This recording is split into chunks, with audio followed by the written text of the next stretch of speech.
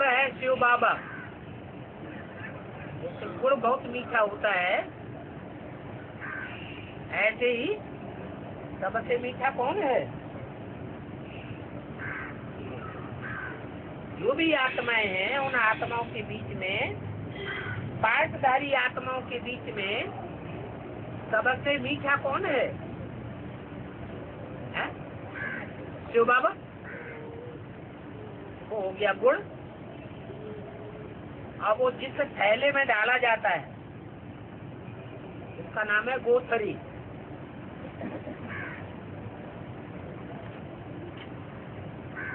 बोरा होता है ना, जूट का बना हुआ बोरा, उसको कहते हैं गोथरी। तो थैला क्या हो गया? गोथरी। अब गुड़ उसमें डाला गया। गुड़ तो कैसा होता है? चिपकने वाला होता है। तो जिस थैले में शिव प्रवेश करता है, वो शरीर रूपी थैला भी गुड़ से चिपक जाता है।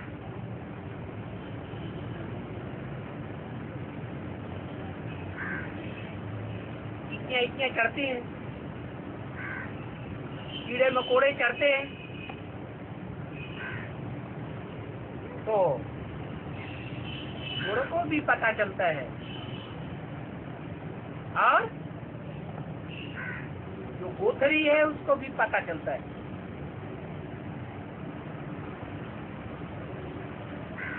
पर क्या होता है? शिव अंतर्यामी है और जो गोथरी है, थैला है, वो बहरयामी है। माने बाहर की एक्ट से पहचानता है, दृष्टि से, वृत्ति से, वाचा से पहचान लेता है ये कीड़ा मकोड़ा है, यह सुख देने वाला है।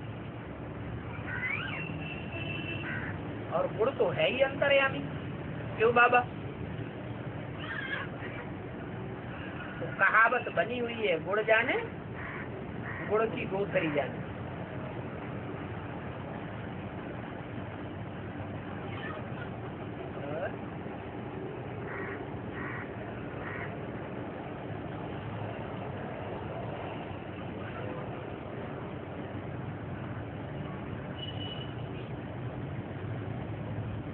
प्रश्न है,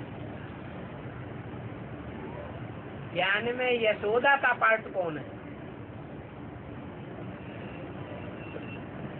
प्रश्न पूछने से पहले पूछने वाला नाम के ऊपर ध्यान दे तो अर्थ क्लियर हो जाता है। नाम क्या है? यशोदा। क्या था?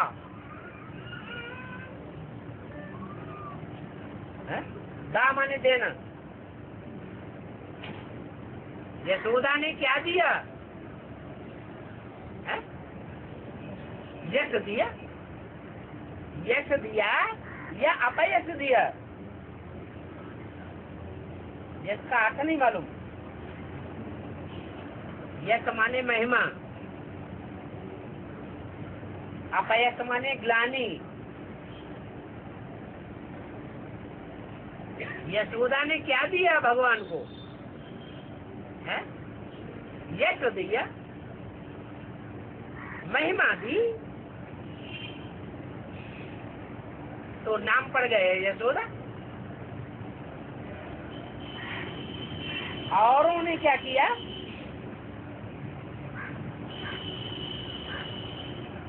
तो प्रधान स्टेज में यश भी दिया,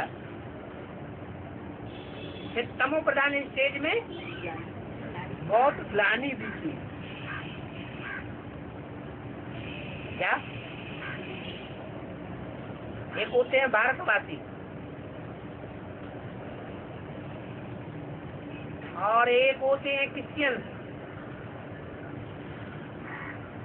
ज्यादा तमो प्रधान कौन बनते हैं? भारतवासी।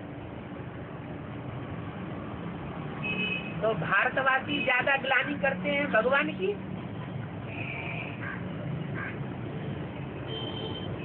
या विदेशी भगवान की ज्यादा ग्लानि करते हैं? भारतवासी ही, मेरे बच्चे ही मेरी सबसे ज्यादा ग्लानि करते हैं। और यशोदा नंद बाबा ये भारतवासी हैं या विदेशी हैं? अरे यादव हैं या हिंदू हैं? यादव संप्रदाय संप्रदाय दिखाया है, यादव संप्रदाय। और कृष्ण भी क्या बन करके आता है? शास्त्रों में कृष्ण को क्या दिखाया है? यादव। बाप बच्चों के सामने विदेशी बन करके आए हैं,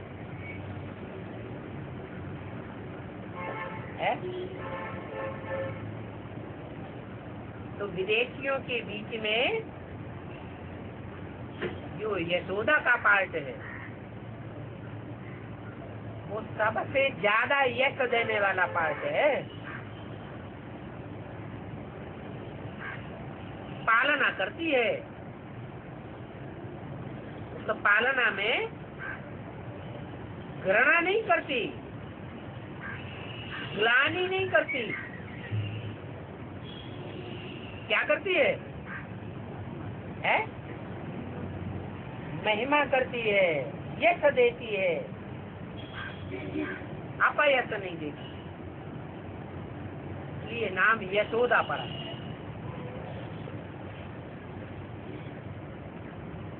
वैसे भी देखा जाए दुनिया में जितने भी संबंध होते हैं, भांति के संबंध तो होते हैं ना, उनमें ऐसा संबंध कौन सा है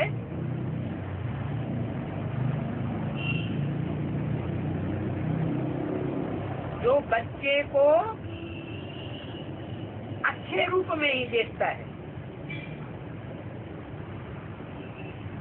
अपने बच्चे को खराब रूप में देखता ही नहीं। कोई कितनी भी शिकायत करे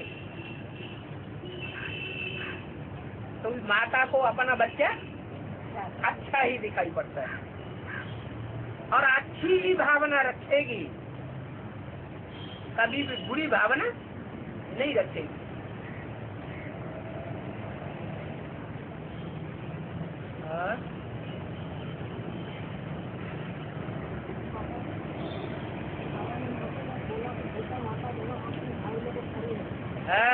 प्रकृति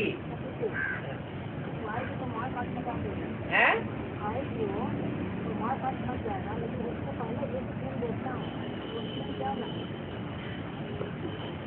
मारकाट मचाएगी।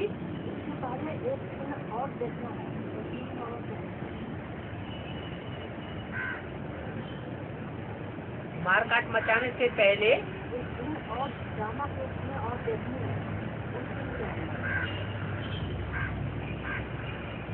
ऐसा कुछ बोला है?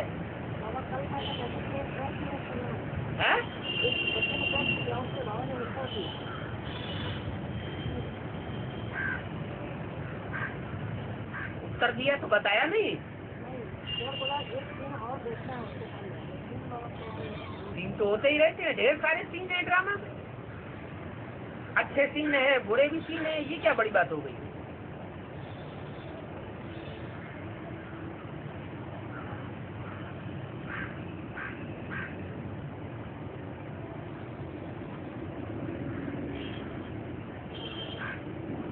अभी संगम युग में सूर्यवंशी चंद्रवंशी के लक्षण क्या है?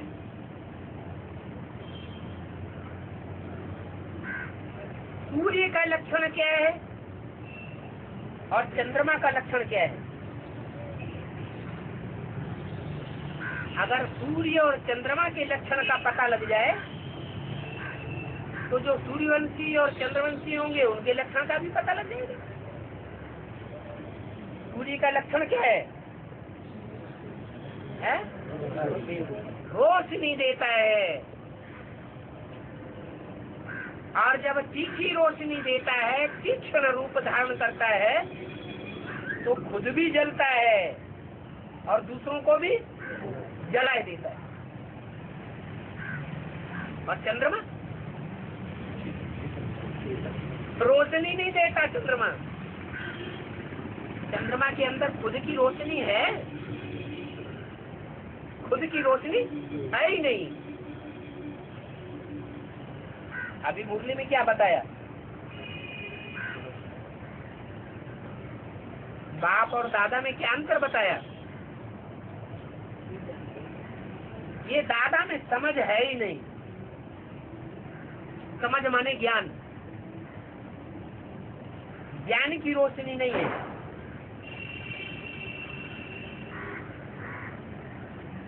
तो जो चंद्रमा है, ज्ञान चंद्रमा ब्रह्मा, उसमें अपनी रोशनी नहीं है। कैसे प्रकाशित होता है? रात में चंद्रमा देखते हैं तो प्रकाशित तो होता है।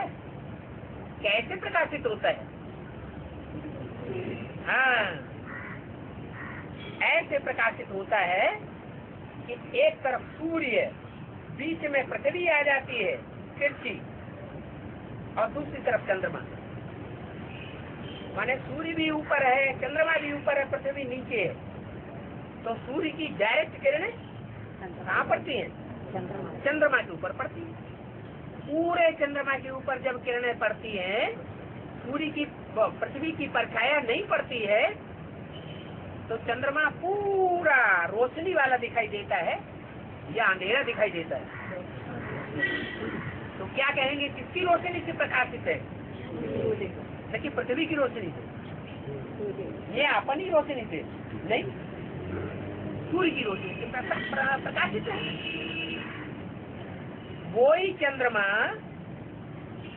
जब बीच में पृथ्वी आ जाती है, एक तरफ सूर्य है, बीच में पृथ्वी है, इधर चंद्रमा है,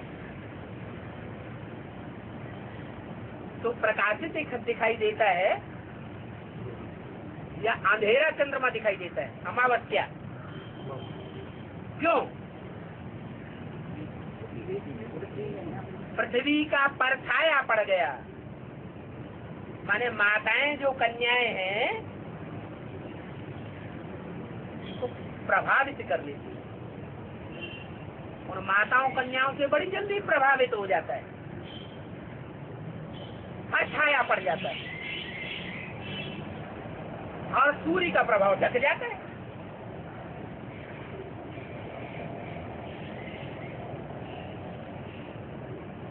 ये चंद्रमा की गति है और वो सूर्य की गति है।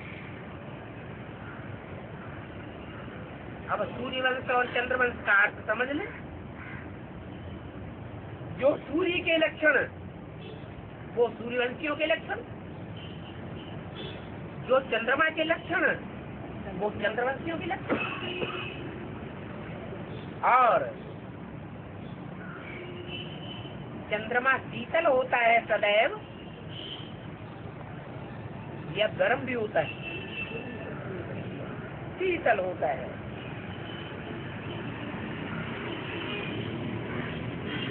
और जो बच्चे हैं चंद्रमा के, वो भी कैसे स्वभाव के होते हैं? शीतल स्वभाव के। तो शीतल स्वभाव के आधार पर ही नाम पड़ता है सीता। क्या नाम पड़ा? सीता, ठंडे स्वभाव वाले।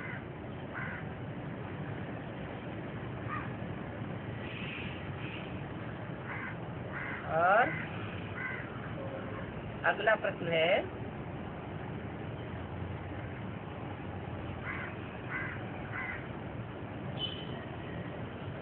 प्रश्न आया, ब्रह्मपुत्र है जगदम्बा, लेकिन ब्रह्मपुत्री कौन है? ये प्रश्न ही गलत हो गया।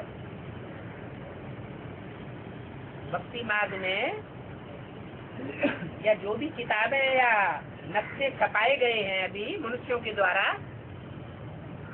उसमें नाम ब्रह्मपुत्रा है या ब्रह्मपुत्री नाम है? जो नक्शे बने हैं अभी दुनिया भी, उनमें उस नदी का नाम ब्रह्मपुत्री है या ब्रह्मपुत्र है? नहीं, ये ब्रह्मपुत्रा तो बाबा ने नाम रखा है।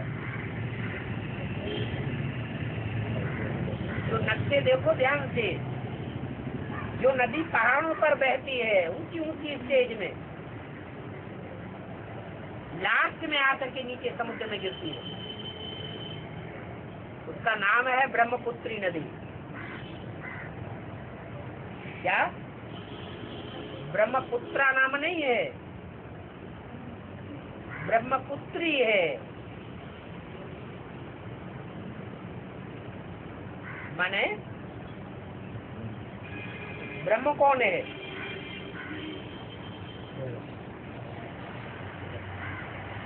ब्रह्म तत्व है या आत्मा है? ब्रह्म तत्व है।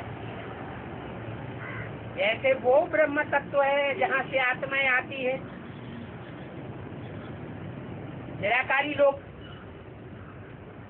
जड़ तत्व है या चैतन्य है? जड़ तत्व है। ऐसे ही साकार दुनिया में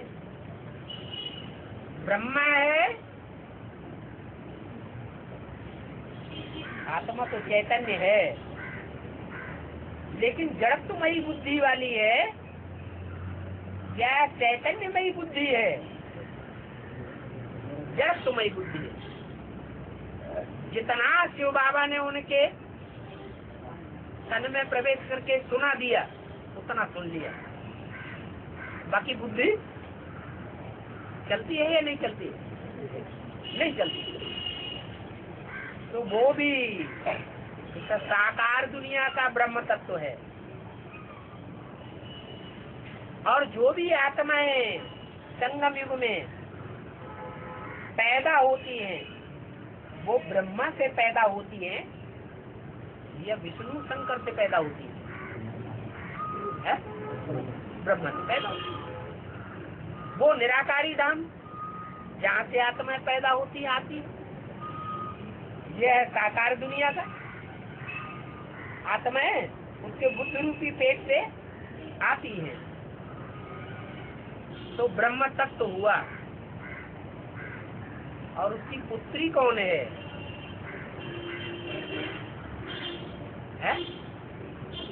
ब्रह्मा की पुत्री कौन है? ब्रह्मा है दिव्य गुणों की धारणा करने वाला, कि कभी अवगुणों को धारण किया? ब्रह्मा ने अवगुणों को धारण किया या गुणों को धारण किया? गुणों को धारण किया। तो उसकी पुत्री भी कैसी होगी? है? गुणों को धारण करने वाली, सर्वगुण संपन्न कौन है? वैष्णवी। तो ब्रह्मा की पुत्री कौन हुई? जो सदैव पवित्रता की ऊंची ऊंची स्टेज में बहती है। ऊंची स्टेज में बहती है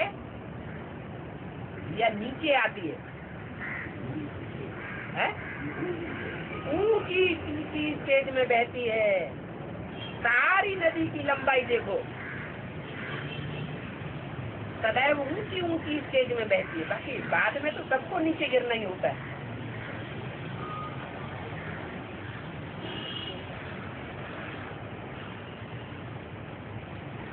तो ब्रह्मपुत्री नदी है, बाबा ने नाम दिया है ब्रह्मपुत्रा।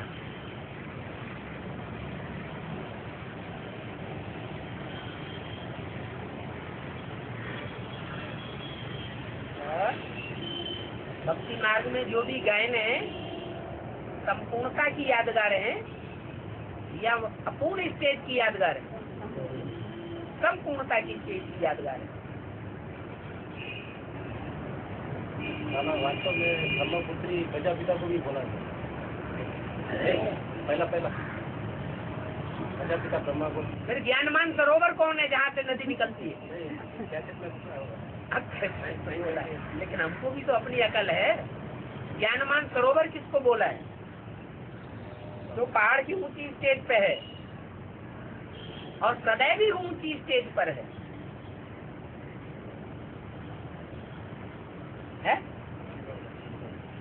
जो बाबा जो साकार पार्ट है वो ज्ञानमान सरोवर है, और उस सरोवर की तरफ से निकलती है ब्रह्मपुत्र नदी। शास्त्रों में और मैथ्स में उसका नाम ब्रह्मपुत्री लिखा है। वो संपन्न स्टेज की यादगार है। और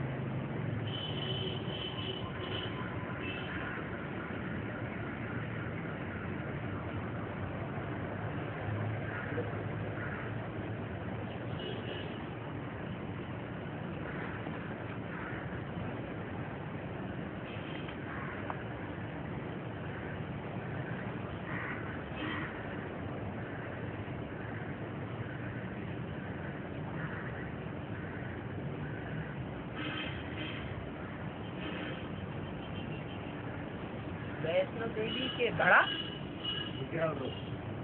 विकराल रूप, बड़ा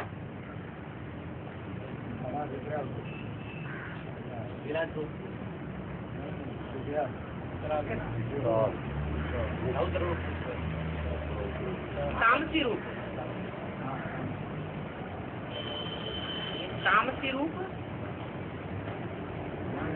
भक्ति मार्ग के आदि में कहेंगे या अंत में कहेंगे? माना जो वैष्णवी का मुख्य पार्ट बजाने वाली आत्मा है वो कभी तामसी बनती है या नहीं बनती है? नहीं बनती। अष्टदेव तामसी बनते हैं, वैष्णवी तामसी नहीं बनती। अष्टदेव जो सजाएं नहीं खाते हैं वो तामसी बनते हैं, और वैष्णवी और ब्रह्मा ये भी तो दो मूर्तियां हैं, वो तामसी नहीं बनते। तो दुनिया में हर आत्मा नीचे गिरती है। वैष्णवी की आत्मा भी जब नीचे गिरती है तो जगदम्बा से मेल खाती है। विष्णु देवता कब कहा जाएगा? जब चारों भुजाएं रूपी आत्माएं राम वाली आत्मा के साथ संस्कारों से मिलकर एक हो जाएं।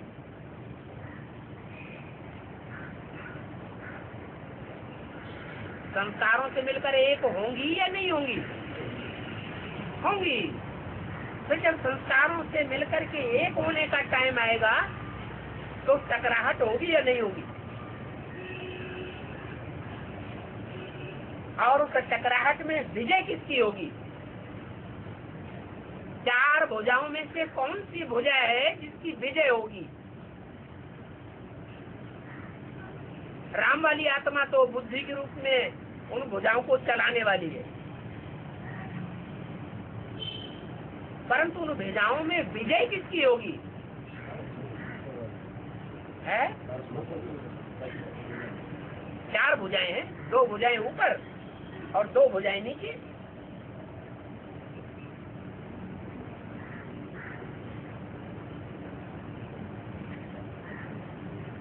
विनाश का पाठ बजाने वाली कौन है? भुजाएं। अकेली जगदम्बा। नीचे जो भुजा दिखाई गई है और एक ऊपर भुजा दिखाई गई है बाईं ओर की, वो दोनों भुजाएं कौन सी आत्माओं की सूचक है? अच्छा, लेफ्टिस्ट भुजाएं। ब्रह्मा बाबा को लेफ्टिस्ट में डाल दिया, ये सारी जिंदगी जिसने सहन किया है। हाँ, नाम बताओ दोनों की।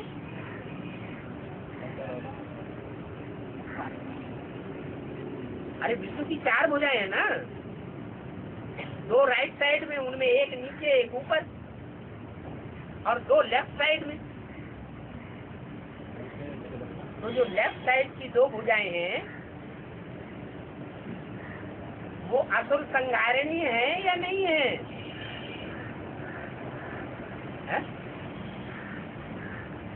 असुरों का संहार करने वाली है या नहीं है? है। उनमें वैष्णवी भी असुर संहारणी है। जब असुरों का संहार हो जाता है तब शंखनाद करती है, विजय का शंख, विजय घोष, विजय का शंख गूंजता है, चारों तरफ आवाज फैलती है। क्या? नित्य बुद्धि विजय थी। नित्य अनित्य आने का कारण क्या होता है?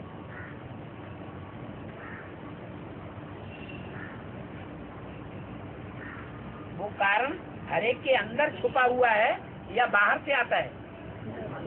क्या है कारण? अनित्य कब आता है? जब अंदर से इम्प्योरिटी प्रत्यक्ष होती है। राधा में या वैष्णवी शक्ति में अंदर की इम्प्योरिटी और आत्माओं के मुकाबले कब होगी? आखिरी जन्म में या ज्यादा होगी? कब होती है? इसलिए आखिरी जन्म में जब जाकर के जगदम्बा से मेल खाए तो टकराहट होती है।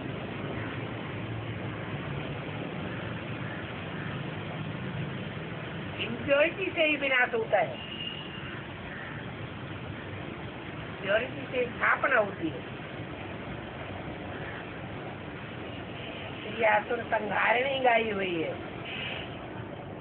चाहे वो सिंहवाहिनी देवी हो और चाहे वो बागंबरी देवी हो, दोनों ही असुरों का संहार करने वाली है। मेल है तभी ही संपूर्णता होती है। तो जो नीचे वाली भुजा है विष्णु की बाईं ओर की, उसमें कमल दिखाया गया है और ऊपर वाली भुजा में शंख दिखाया गया है। कमल है वो महाकाली का सूचक है।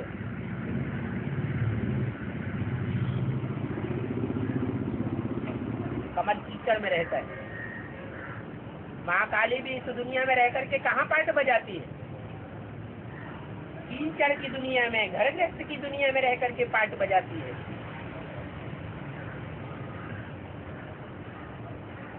इसलिए कमल का फूल नीचे दिखाया गया। स्टेज हमेशा नीचे ही रहेगी या ऊपर भी उठती है? जब वैष्णवी देवी के संग के रंग में आती है तो उसकी भी स्टेज ऊपर उठती है। दोनों का जब मेल होता है तो थोड़ा टकराहट भी होती है। इसलिए दिखाया गया है कि वैष्णवी भी बेकरार रूप धारण करती है। और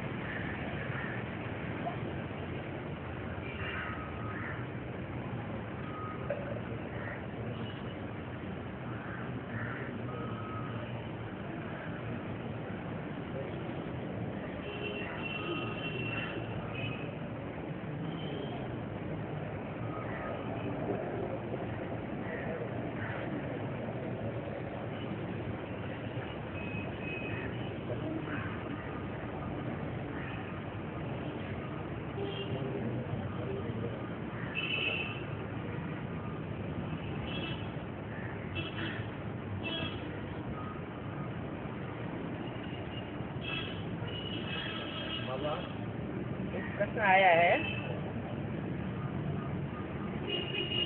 कि गणेश ने चंद्रमा को शाप दिया, इससे चंद्रमा की रोशनी घट गई, काला पड़ गया।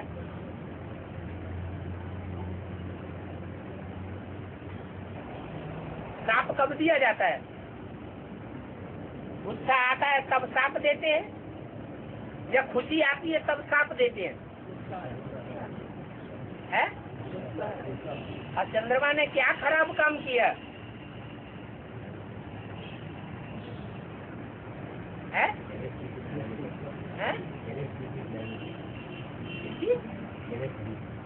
गणेश जी की गिलानी कर चंद्रमा ने प्रजापति की जो और कन्याएं थी उनका तिरस्कार किया शादी करके, और सिर्फ एक रोहिणी का मान बढ़ाया। जब उन और कन्याओं के साथ भी शादी हुई थी तो सबको साथ लेकर के चलना चाहिए ना। ये बात प्रजापति को अच्छी लगेगी या बुरी लगेगी? है? बुरी लगती है। वो रोहिणी को ही वापस ले जाना चाहता है,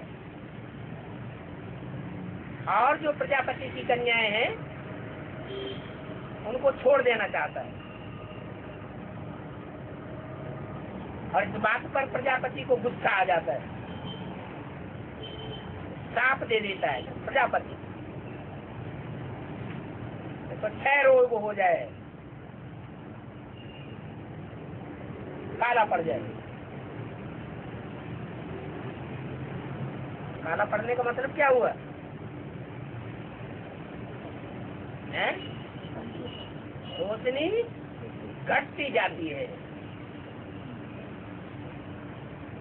द्वापर युग से ज्ञान चंद्रमा और ज्ञान चंद्रमा के जो भी फॉलोअर्स हैं उनकी रोशनी घटती जाती है।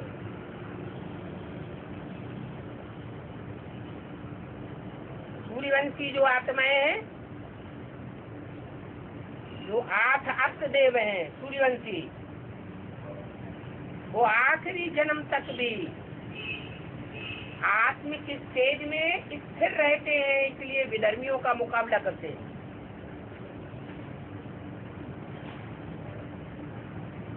और जो माँ का पार्ट बजाने वाली है या माँ को जो फॉलो करने वाली आत्माएं हैं, माँ जैसा पार्ट बजाने वाली है, वो विधर्मी बच्चों के प्रभाव में आती रहती है, इसलिए उनकी रोशनी कम होती जाती है। चंद्रमा में और प्रजापति में विशेष अंतर किस बात का है?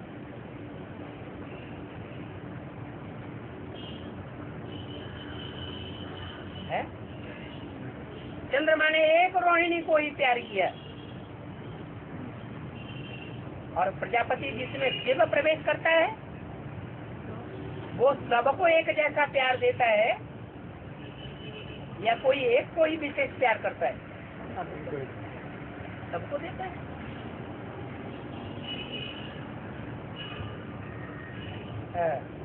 और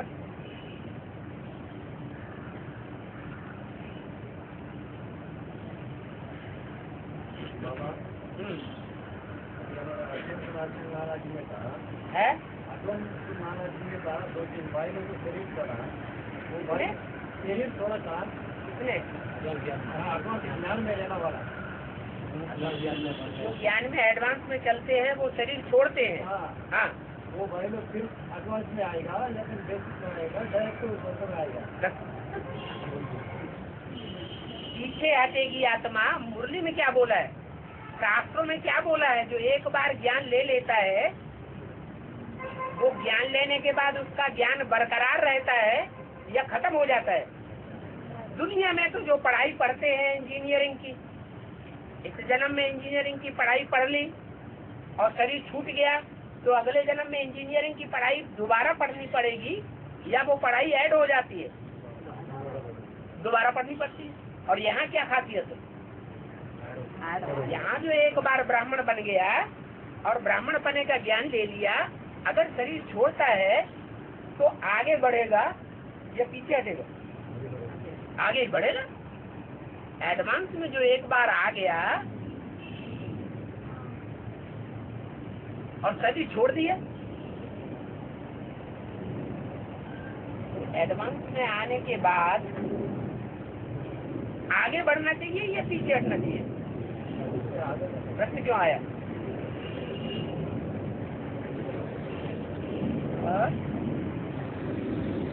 हाँ, वो बात दूसरी हो सकती है।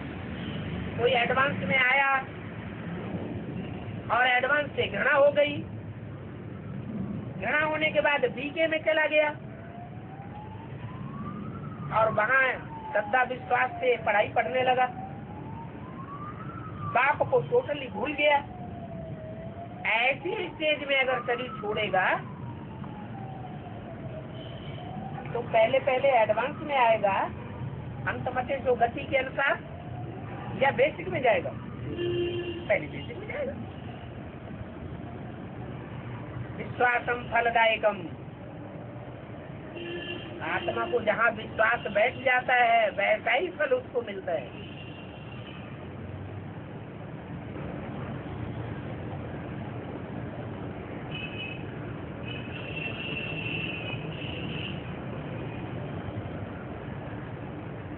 और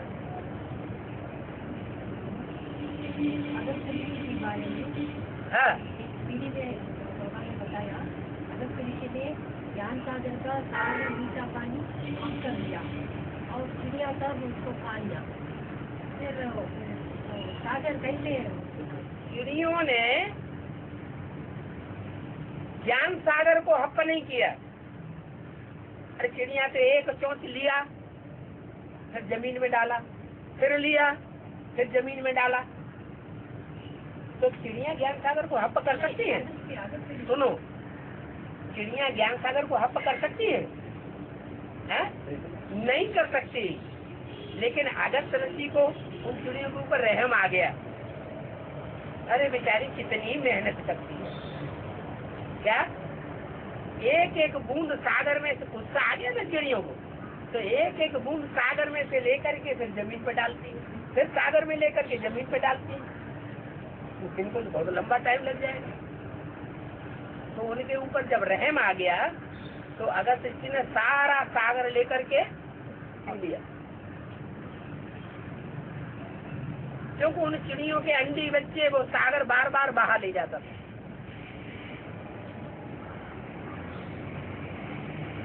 फिर बताते हैं बाद में सागर को बाहर निकाल दिया बाथरूम करके। तो उस दिन से सागर खारा हो गया।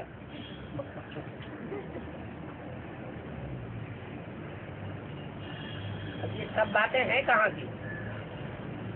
है कहाँ की यादगार है? संगम युग की यादगार है। और खास करके वो बातें जो मुरली में बोली गई है। अब यहाँ चिड़ियाएं कौन है?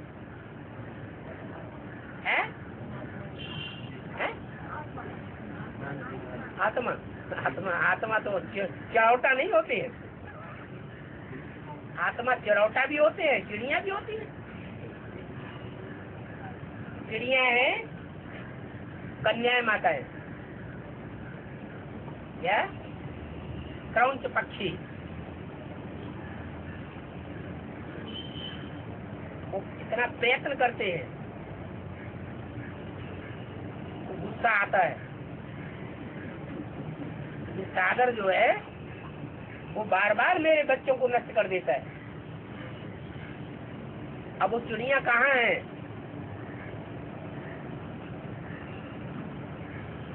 अरे ब्राह्मणों की दुनिया में वो चिड़िया कहाँ है जिनके बच्चों को सागर बार बार बहा ले जाता है? तो बेसिक में बैठी हुई है क्रौंच पक्षी। करो क्या? क्या माने और? करो माने करो, करो माने करूं। क्या माने और? अरे और क्या करूं? ये तो बार बार मेरे बच्चों को बहा ले जाता है। हम अंधी बच्चे तैयार करते हैं और ये बार बार बहा ले जाता है। कहाँ बहा ले जाता है? एडवांस में आ जाते हैं बच्चे, तो उनको गुस्सा आ जाता है, तो छोटा छोटा प्रयत्न करती रहती है सागर को सुखाने का। अब बूंद बूंद करके कहीं सागर सूखेगा क्या? जो छोटा मोटा प्रयत्न करते हैं उससे सागर तो सूखने वाला नहीं। तो अगस्त ऋषि को रहम आ जाता है इसके ऊपर, उन क्रौंच पक्षियों के ऊपर, जिनके अंदर ये भाव भरा हुआ, अरे अब मैं क्या करूं, करूं तो क्या करूं।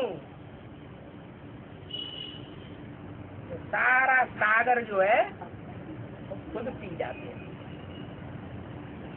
पहले सागर मीठा था, क्या समझ में आता है ना? सागर मीठा भी और सागर खारा भी। क्या सत्युग त्रेता में सागर नहीं होता है? होता, खारा होता है या मीठा होता है? मीठा होता है। तो मीठे सागर को उन्होंने सारा पी लिया। क्या मतलब हुआ? कौन ऐसी आत्मा है जो ज्ञान सागर को सारा ही हप कर लेती है? कोई है या नहीं है? कौन है?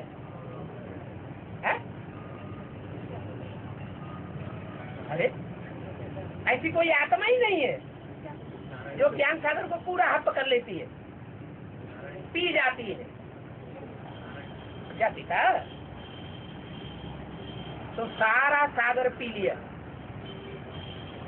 और पीने के बाद फिर निकाल दिया। तो जो सागर निकला वो मीठा निकला या खारा निकला? उन क्रंच पंछियों को कैसा लगता है? खारा लगता है या मीठा लगता है? उनको तो खारा ही लगता है।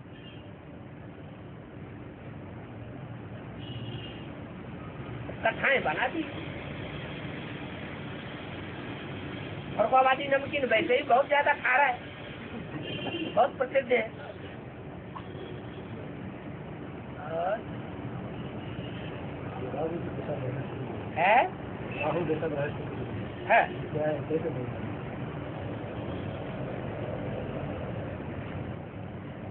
राशियां कितनी है?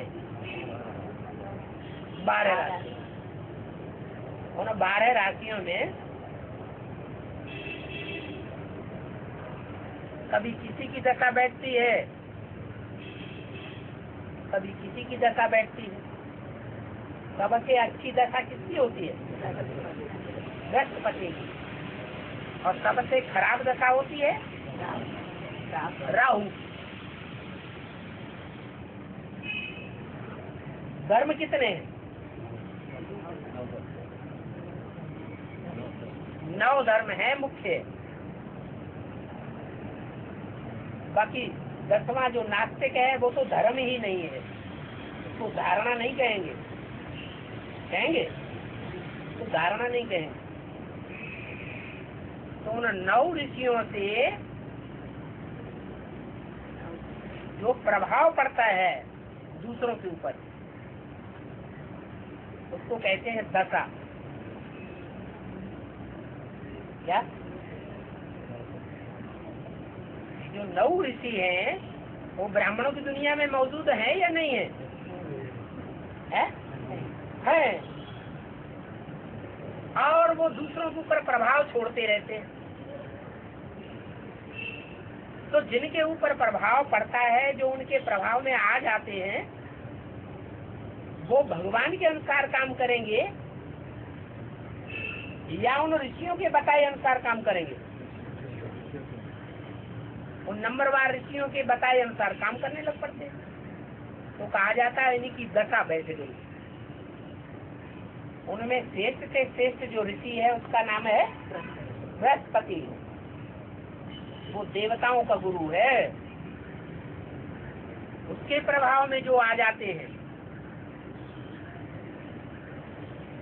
तो अच्छा प्रभाव पड़ता है। तो बृहस्पति ही है जिसको वृक्षपति कहा जाता है। शिव बाबा किसमें प्रवेश करते हैं?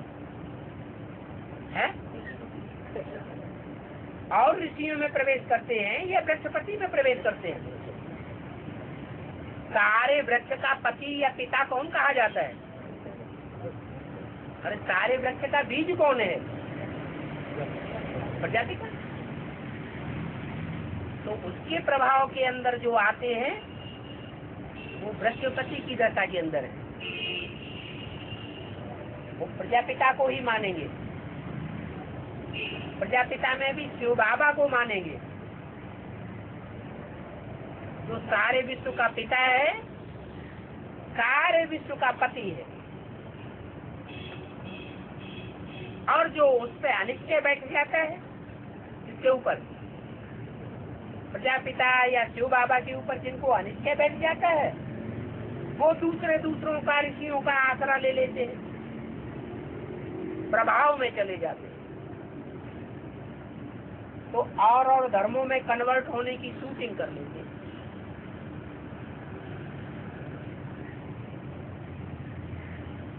इतनी पार्टियां बन गई हैं, सब अपने को विष्णु विष्णु विष्णु कहते हैं। इन पार्टियों में जो कन्वर्ट हो रहे हैं वो बृहस्पति की दशा में है या औरों के प्रभाव में चले जाते हैं? क्या कहेंगे? औरों के प्रभाव में चले गए। उनमें से जो सबसे निकृष्ट है, आखिरी, वो कौन सा है? राहु। निकृष्ट है, उसको धर्म की धारणा जैसे है ही नहीं। कौन सा धर्म है? नहीं, उनको थोड़ी धारणा तो है। निराकार को तो मानते हैं, भगवान को तो मानते हैं, थोड़ी राजाई तो मिलती है। एक ऐसा भी है जिसको कोई धारणा नहीं। कौन? नास्तिक। उनको सिर्फ खोपड़ा ही खोपड़ा दिखाया गया है। ये दिल है ही नहीं, माने बुद्धि ही बुद्धि है। दिल नाम की कोई चीज नहीं, भावना नाम की कोई चीज नहीं।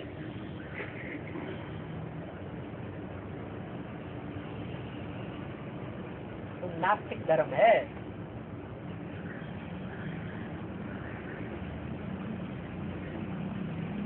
तो कोई भावना नहीं है।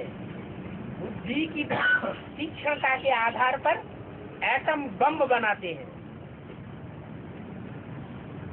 इतनी भी भावना बुद्धि में नहीं आती है कि एटम बम का रिजल्ट क्या होगा। दुनिया खलास होगी तो हम बच जाएंगे।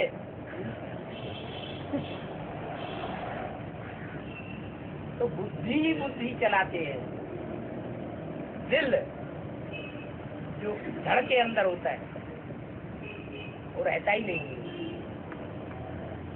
तो सबसे बुरी दशा है नास्तिकों के प्रभाव में आ जाना।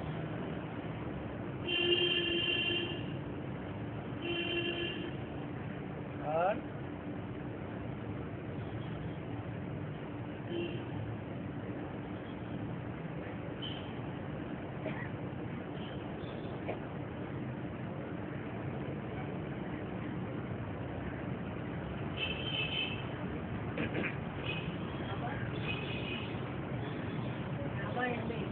राम को 3 माताएं बताते हैं। है?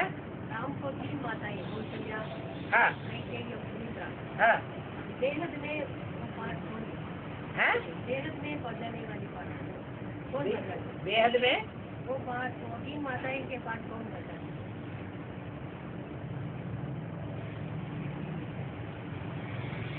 जो 4 भाई हैं वो सीढ़ी का चित्र जब एडवांस में समझाया गया तो समझ में नहीं आया कि 4 भाई कौन है। कौन है? है राम लक्ष्मण भरत शत्रुघ्न। राम लक्ष्मण भरत और शत्रुघ्न। उसमें एक है स्वदेशी और बाकी 3 है विदेशी। विदेश में जाके राज्य करते हैं।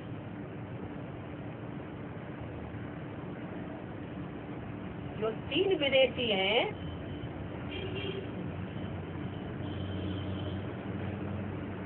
उनकी अम्मा भी कैसी होगी है? तो गुण धर्म होंगे कि नहीं? माँ बेटों में समान गुण धर्म होंगे कि नहीं होंगे? खून होगा या नहीं होगा? वैसा ही संकल्पों का खून होता है। तो राम की माँ है, उसका नाम ही है कौशल्या। क्या कुशलता है, कर्मों में कुशल है। योग है कर्मसु कौशलम। याद में रह करके कर्म करने वाली है।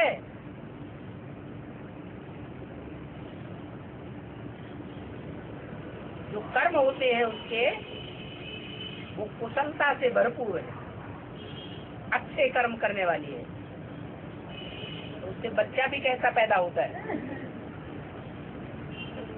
राम जैसी आत्मा जो देवी देवता सनातन धर्म का बीज है वो जन्म लेगी। उसके बाद दूसरी रानी कौन है?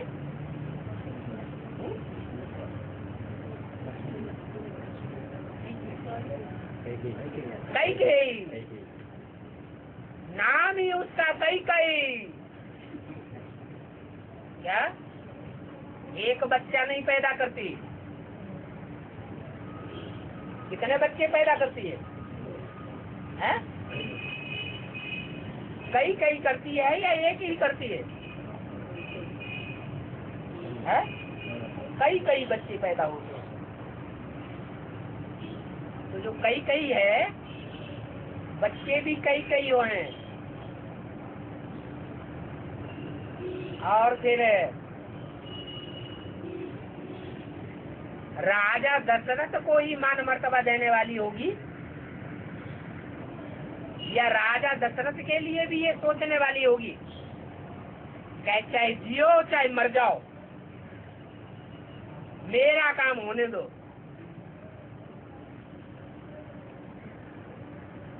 तो पति के प्रति भाव अच्छा होता है या पति के प्रति भी भाव खराब हो जाता है? खराब भाव हो जाता है।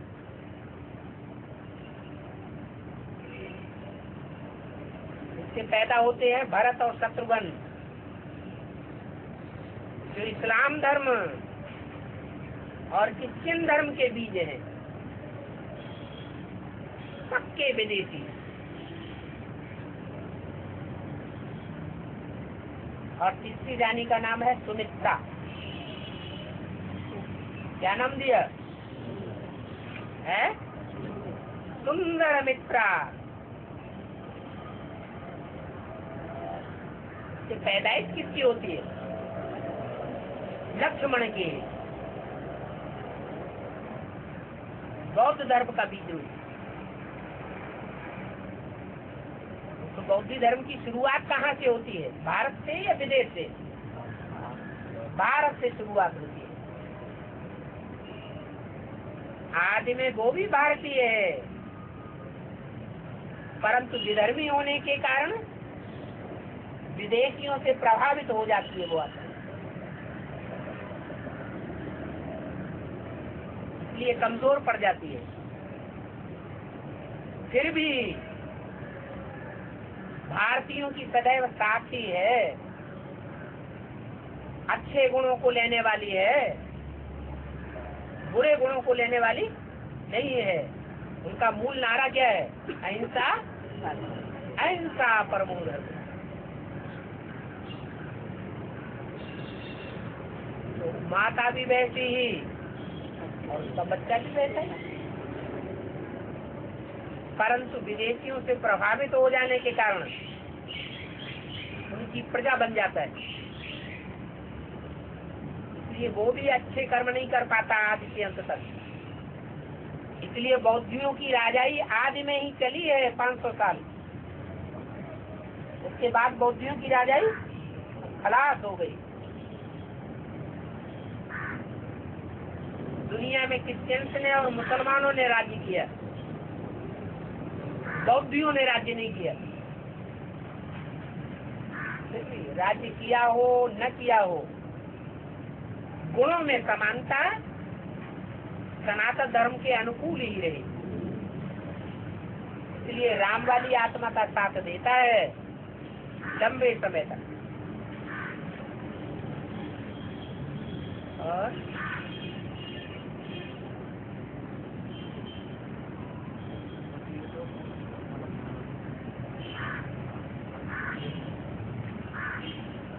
सनक सबसे बड़े का नाम है, सनक सनातन सनंदन।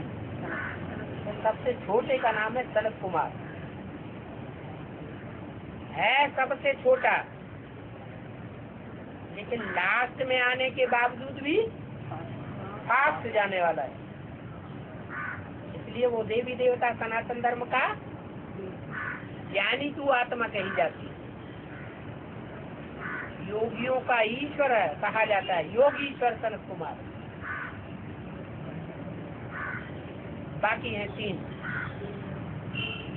सनत सनातन सनंदन। इस्लामी बौद्धी और क्रिश्चियन धर्म के बीच।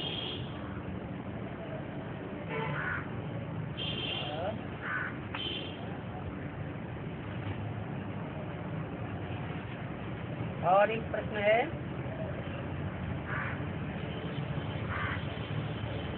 महाभारत युद्ध में भीष्म पितामह और अर्जुन के बीच शिखंडी को खड़ा कर दिया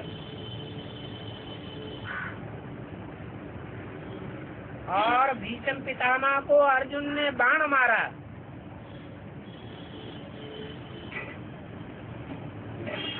इसका अर्थ क्या है?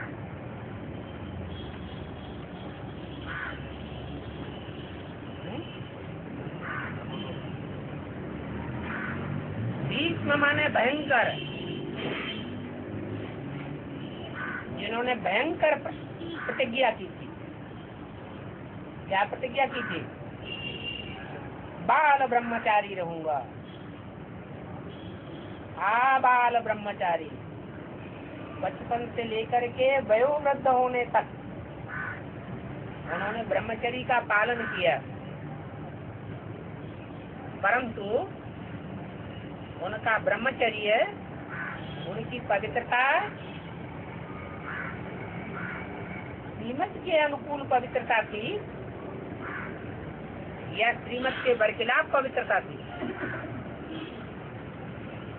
प्रवृत्ति मार्ग की पवित्रता थी या निवृत्ति मार्ग की पवित्रता थी? निवृत्ति मार्ग की पवित्रता थी। इसलिए वो सन्यासी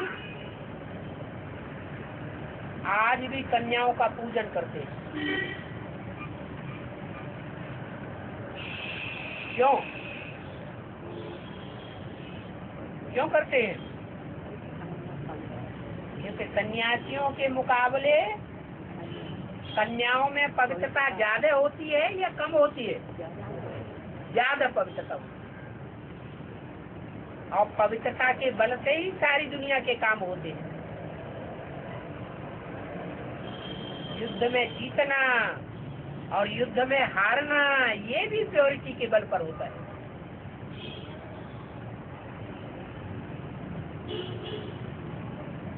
तो कन्या को बीच में खड़ा कर दिया। अब भीष्म पितामह जो पवित्रता को इतना मान देने वाले हैं कि कन्याओं को पूजा करते थे, वो कन्या के ऊपर बाण चलाएंगे? वो कन्या के ऊपर बाण नहीं चलाते। और अर्जुन का काम बन जाता है। वो भीष्म पितामह के ऊपर कन्या को बीच में रख करके बाण मार देते हैं। वो बाण अर्जुन सीधा नहीं चलाता है, बाण किसके द्वारा होकर जाते हैं? कन्या के द्वारा। इसलिए मुरली में बोला है, तुम कन्याएं जो पवित्र रहती हो वो बड़े बड़े गुरुओं को बाण मारेंगी।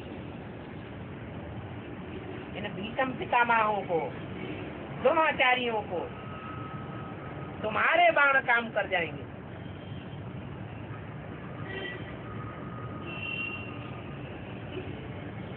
एडवांस ज्ञान में कौन ऐसी कन्या है? एडवांस वाले हैं तो बड़े ज्ञानी।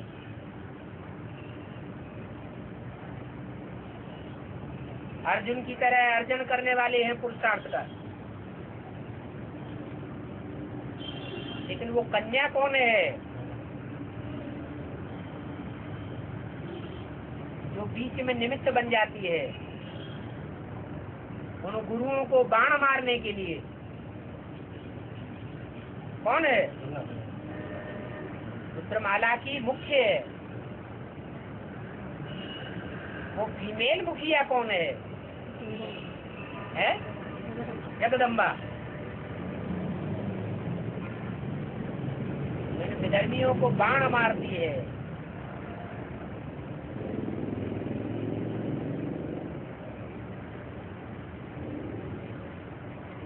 इसलिए महाभारत में दिखाया गया है, बीच में शिखंडी को डाल दिया।